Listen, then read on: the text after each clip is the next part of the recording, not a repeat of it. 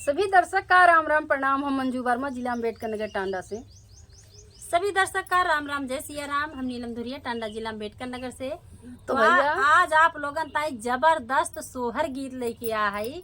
देखा एक जोगी भीख मांगे आए बा और रानी की सुंदरता देख के मोहित हो बा उनके ऊपर। बैठा है घमाए का है छाए, लेकिन उनके सुंदरता देख के उनके जाला बर्दाश्त ना होत बा, एकदम मोहित हो गई उनके पीछे। भैया वो जोगिया रहा आईबी खाली जोगी का रूप मतलब धारण करे रहा, लेकिन छल कपटी रहा है। तो अब देखत जा सुनत जा आगे आगे होत ऐसे का का होत बा। तो गाना पूरा सुनबा तबे जान अरे पावत जा जितना छल जोगिया के आवत रहा करे ओसे कईयो गुना जवन है उन्हें रानी ठगी है। तो देखें कैसे कि रानी का होशियारी आप लोग गाने के माध्यम से सुनिए और जैसे लगी कमेंट में जरूर बताइए। आओ ना जोगिया फकीरावा या गने मोरे बैठाया गने मोरे बैठाओ। आओ ना जोगिया फकीरावा या गने मोरे बैठाया गने मोरे बैठाओ।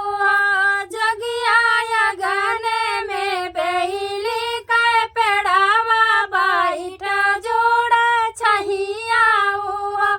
जोगिया या गने में बेली के पेड़ावा बैठा जोड़ा छहियाओ। कहाँ गाई सासु नदिया तो घर के घरहिया तो घर के घरहिया कहाँ गाई सासु नदिया तो घर के घरहिया तो घर के घरहिया सासु सासु तो गई अपने नहीं हर ननद अपने ससुर ननद अपने ससुर न हो। जोगिया हरा के घरैया परदेस बैठा जोड़ा छैया। जोगिया घर के घरैया परदेस बैठा जोड़ा छैया। इतना जब सुना था जोगियावा तो बहुत खुशिया भाई, बहुत खुशिया भाई हो। इतना जब सुना था जोगियावा तो बहुत खुशिया भाई, बहुत खुशिया भाई हो। सखिया खोले लागे जोगिया गाठरिया पहिरो दाना सुंदर हो। जोगिया खोले लागे अपनी गाठरिया पहिरो दाना सुंदर हो। पहिरी ने ओढ़ी धाना ठाड़ी खिड़किया से झाँक खिड़किया से झाँकाइयो। पहिरी ने ओढ़ी धाना ठाड़ी खिड़किया से झाँक खिड़किया से झाँकाइयो। जोगिया आई गाए हमारा परदेसिया तो जियारा बचावा। जोगिया आई गाए हमारा परदेसिया तो जियारा बचावा।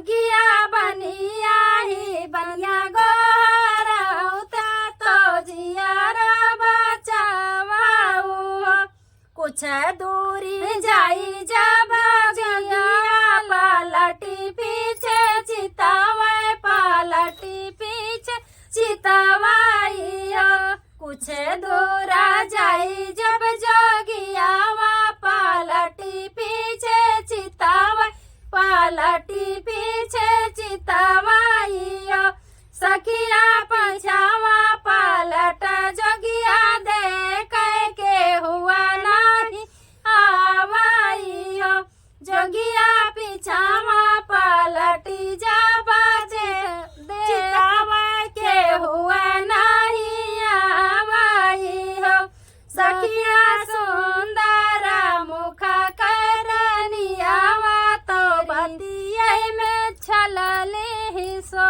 सखिया सुंदर मुख करनियावा तो बतिया में छलले सो जाओ ना जोगिया फकीरावा या गने मोरे बैठो या गने मोरे बैठाऊ जोगिया या गने में बेहिले के पेड़ावा बैठो जुड़ा चाहिए जोगिया या गने में बेहिले के पेड़ावा बैठो जुड़ा चाहिए भैया थक गई गाना गाओ गाओ दिन भर गावत है जोन कुछ गलती हुई माफ कर जाए पेट वोट एकदम पिराए लाग बा एकदम जैसे ना गाय ना गेहूं भैया गेहूं बिना मतलब लाइन से ना रहता है छिटुआ बोई जाता है तो ऐसे हमारे लोग जान लगे एकदम छिटुआ बोए गाय है लाइन ना ही गिरत में।